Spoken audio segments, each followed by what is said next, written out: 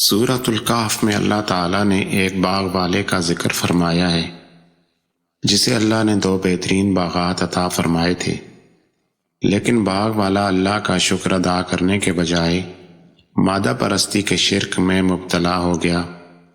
اس نے اس بات کو نہیں پہچانا کہ بھروسہ اسباب پر نہیں بلکہ اللہ پر کرنا چاہیے، اور دنیاوی مال و اسباب کی کثرت اللہ کی رضا کی علامت نہیں بلکہ امتحان کا ذریعہ ہے۔ اس شخص کو اللہ نے انگوروں کے 2 شاندار باغات عطا فرمائے تھے۔ ان باغات کے چاروں طرف کھجور کے طاقتور اور لمبے درختوں کی باڑ لگی ہوئی تھی تاکہ باغات ریت اور آندھی کے طوفانوں سے محفوظ رہیں۔ دونوں باغات کے درمیان کھیت بھی تھے جن سے کھیتی پیدا ہوتی تھی۔ دونوں باغات کے بیچ سے نہر جاری تھی، گویا آبپاشی کا بہترین انتظام بھی تھا۔ سال آ سال سے دونوں باغات کثرت سے پھل پیدا کر رہے تھے اور کبھی ان کے پھل اور پیداوار میں کمی نہیں ہوئی تھی۔ وہ باغ والا شخص اللہ کی ان نعمتوں میں مگن، خوش و خرم اور مطمئن زندگی گزار رہا تھا۔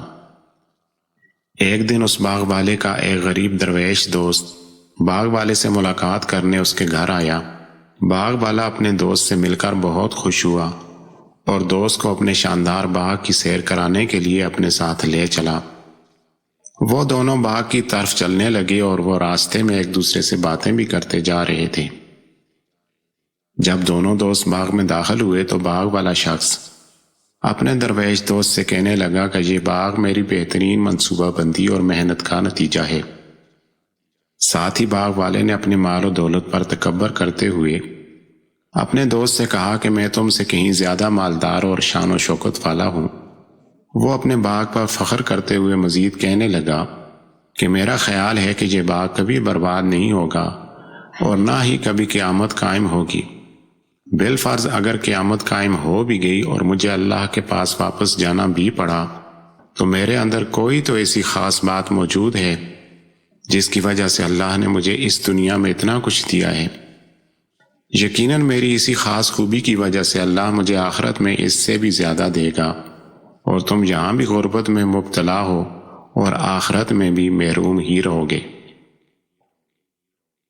جب وہ دونوں باغ میں ٹہل رہے تھے تو باغ والے کو اس کے درویش دوست نے سمجھاتے ہوئے جواب دیا کہ جب تم اپنے باغ میں داخل ہوئے تو تم نے یہ کیوں نہ کہا کہ جو اللہ کو منظور ہوتا ہے وہی ہوتا ہے۔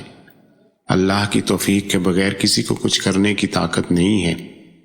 تم نے یہ بھی کیوں نہ کہا کہ یہ باغ اور دولت اللہ کی عطا ہے، میرا کمال نہیں ہے۔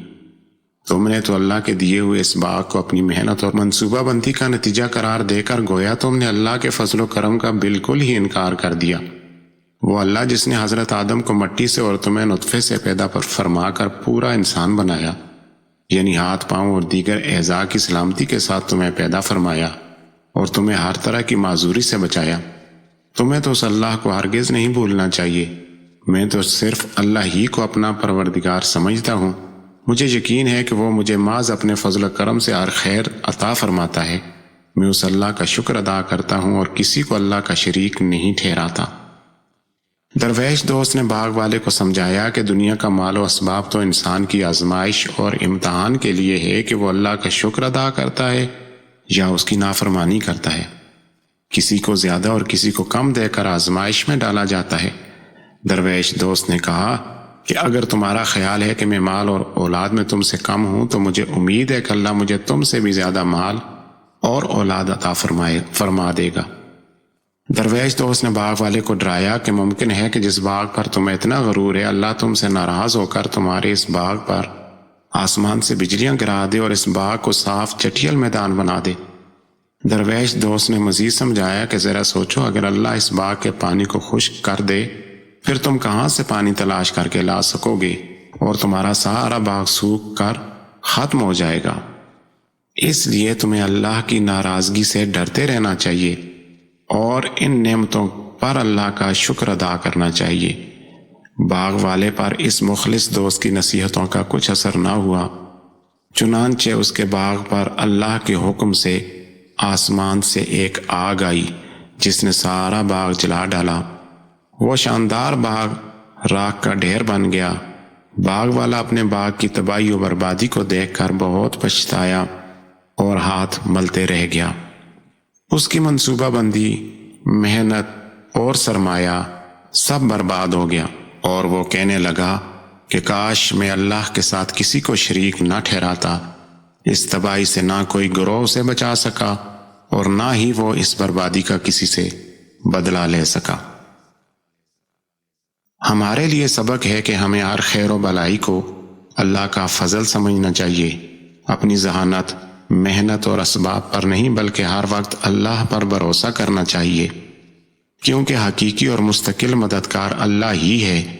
اور یاد رکھنا چاہیے کہ اللہ اپنی نعمتیں جب چاہے ہم سے واپس لے سکتا ہے۔ دنیا دارالامتحان ہے جس میں ہر لمحہ مختلف انداز سے ہمارا امتحان ہوتا رہتا ہے کہ ہم اللہ کی نافرمانی کرتے ہیں یا فرما برداری۔